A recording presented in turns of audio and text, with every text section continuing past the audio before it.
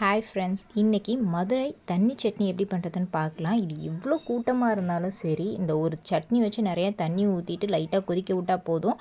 அழகாக கூட்டத்துக்கு தகுந்தாப்பில் இந்த சட்னி வந்து நிறையாவே செஞ்சிடலாம், டக்குன்னு பண்ணிடலாம். ஒரு பேனில் 2 டேபிள் ஸ்பூன் ஆயில் ஊற்றிட்டு 2 பெரிய வெங்காயம் நீல வாக்கில் கட் பண்ணி வச்சுருக்கேன். அந்த பெரிய வெங்காயத்தை ஆட் பண்ணிக்கலாம். 3 பல் பூண்டு, 3 பச்சை மிளகாய், இதெல்லாம் நல்லா டிரான்ஸ்பரண்ட் ஆகிற வரைக்கும் நல்லா வதக்கி எடுத்துக்கலாம். இது மட்டும்தான் கட் பண்ணுறதெல்லாம், மற்றதெல்லாம் தண்ணி ஊற்றி கொதிக்க விட்டால் வேலை முடிஞ்சிச்சு. டேஸ்ட்டும் வந்து சூப்பராக இருக்கும்.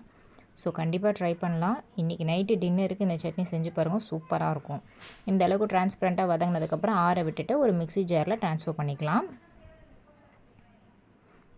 இது மதுரையில் ரொம்பவே ஃபேமஸ் இந்த சட்னி.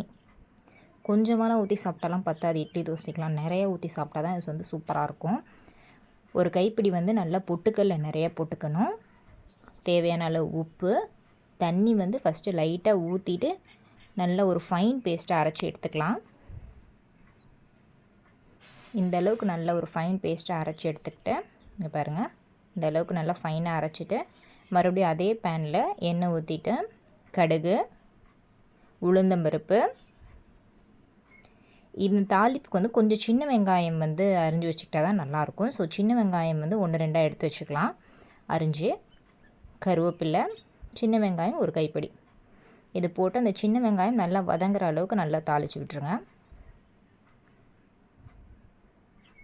இப்போ இந்த சின்ன வெங்காயம் வதங்கினதுக்கப்புறம் நம்ம ஏற்கனவே அரைச்சி வச்சுருந்த அந்த பேஸ்ட்டை ஆட் பண்ணிவிட்டு உங்களுக்கு எவ்வளோ தண்ணி வேணுமோ தண்ணி ஊற்றிட்டு உப்பு அதுக்கு தகுந்தாப்பில் அட்ஜஸ்ட் பண்ணிட்டா மதுரை தண்ணி சட்னி வேறு லெவலில் ரெடி ஆகிடும். இதுக்கு இட்லி தோசைக்கெல்லாம் அப்படியே அண்டாவாக அந்த சட்னி அள்ளி குடிக்கலாம். அந்த அளவுக்கு வந்து டேஸ்ட் வந்து சூப்பராக இருக்கும். ஈஸியாகவும் பண்ணிடலாம். கூட்டமாக இருக்கும்போதெல்லாம் இந்த சட்னி பண்ணால் சூப்பராக இருக்கும். இந்த வீடியோ பிடிச்சிருந்துச்சுன்னா லைக் பண்ணிக்கோங்க, சப்ஸ்கிரைப் பண்ணிக்கோங்க. தேங்க்யூ ஃபார் வாட்சிங்.